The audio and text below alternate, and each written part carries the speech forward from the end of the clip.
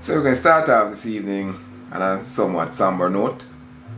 Yeah, I learned earlier this evening that a young lady we grew up with, Yvonne Bell, who later became Yvonne Lee, married to Derek, who we all grew up with, died earlier today. So I want to send out my condolences to the family and just maintain strength under the circumstances. Yes, Yvette, strength, positive vibrations moving forward. Yes. And also, the iconic figure of Denise Oates, we know her as Claudia Oates. And I remember her thespian exploits at Titchfield during school plays. I vaguely remember a school play that I participated with her for Sherlock House back in the days when we had house competitions for plays and so on. And she went on to become an iconic figure in the world of concert promotions, and she made her debut in the pantomimes in Jamaica in the 70s and the 80s. So condolences again and sympathies goes out to the Oates family and the Jones family. Yes, indeed. And speaking of that, her mom was a teacher. And I want to use this opportunity this evening to kind of just send out enough respects to the many teachers from our community. Once again, friends, family, community. So many of us grew up with friends whose parents, one or both of whom were teachers.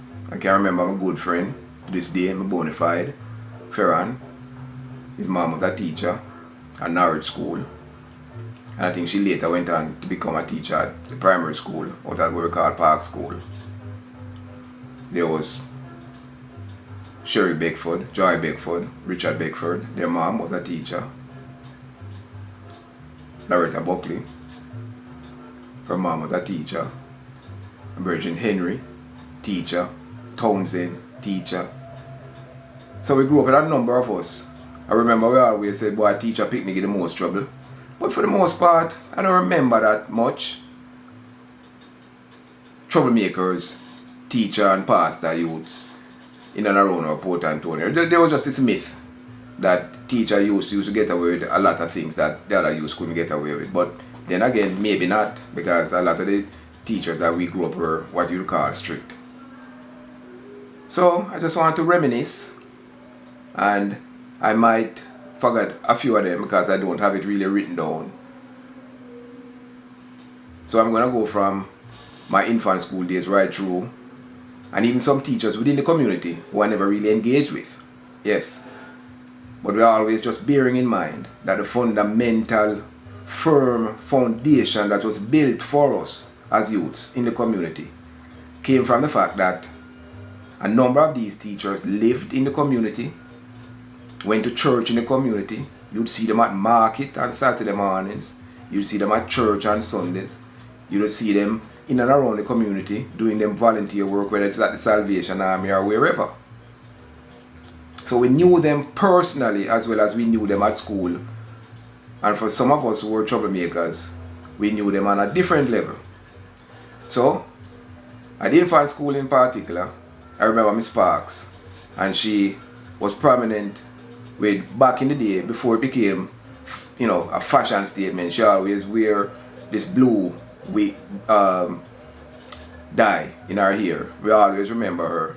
Maybe she was graying and she colored it, but Miss Parks, very strict woman, because I remember one particular incident where she washed over mouth with J's, because many of you don't even realize that I actually curse. Yes, indeed. But she watched over mouth with J's. There was Miss Vassell, Miss Bennett, and Mr. Bennett, who lived right behind infant school. Mr. Bennett was the principal at Park School for many years. Miss Henry, from Radius Road. Yes. Miss Townsend, who became an iconic figure in the community, who later went on to start a school down on West Palm Avenue. You have Miss I. Wright, you have Miss Polly Wright, you have Miss Thomas, who went to school with Michael and Clive. Yeah. You had Polly Wright, Loretta Buckley's mom, Miss Buckley. And as you notice, I'm going through the list, and it's primarily women, because as I was growing up, there weren't many men teachers. It was later on, maybe in the late 70s, early 80s, where you started seeing more and more men coming into the profession. Because remember now, you had 3 prominent teachers' colleges. You had Shortwood, you had St. Joseph's, and you had the iconic Michael. Because even people who went to university at the West Indies, many of them never really came back and became teachers at the school, so to speak. So back then, it was mostly women who graduated from teachers' colleges. So there was a Mr. Thompson at Park School, and in Cheryl Beckford her mom was a teacher as well. And at Titchfield, we had Jim Rod, we had Paca Perry, you had Miss Gordon who taught English, you had Rollins Brown, you had Miss Bramwell, you had an older lady, and she might have just retired when I went to Titchfield, Miss Ashmead. And you had the girl guide, Miss Vin. We used to call her Miss Vin. Her name was Speedmure, but we used to call her Miss Vin. She used to live right behind me there at French Avenue. She used to live on Summerstone Road, but her little apartment was right there behind my house at French Avenue.